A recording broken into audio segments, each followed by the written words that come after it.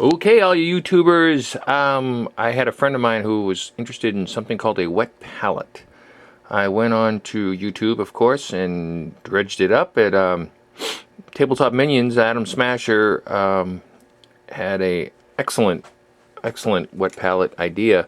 The idea is basically, you have to thin your paints, and the more you thin them, you don't want the mini to look like it's coated in paint. You actually want the plastic or the metal to actually look like it's colored that way, thus making the mini look a little more, real and more realistic. So, step one, you need one of these.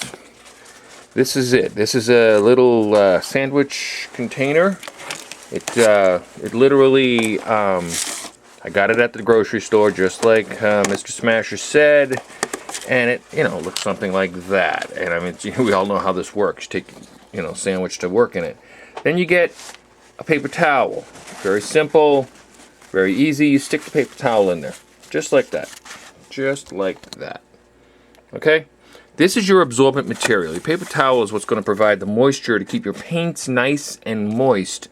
And they won't dry out while you're doing a particularly long painting session, or whether or not you're actually, storing it. You can literally take the lid, put it on the right way, and, you can forget about it for a couple of days and come back, and the paint will actually be pretty much pristine, just like you left it.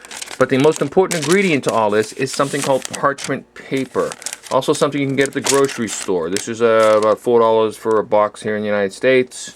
And you plop it down right on top of everything. I usually do the curved ends in until I hear differently. I don't know, but I think that's how it works. And then the key is, now I've actually heard two different ways. Like, some people will put the parchment paper in afterwards, and they'll put the water in first. You're going to moisten your little paper, and then you slap in the parchment paper like this. And the parchment paper is like semi-conductive to the water. Allows the water to seep through it slowly, and it keeps your chemicals in your acrylic paint activated, which keeps it nice and moist. I always like to reach in and put a few drops in there.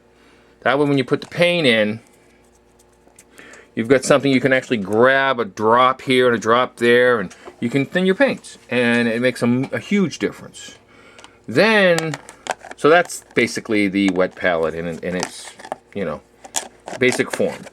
Okay? It's not bad. It doesn't take up a lot of room. You can bring it everywhere. It's pretty portable.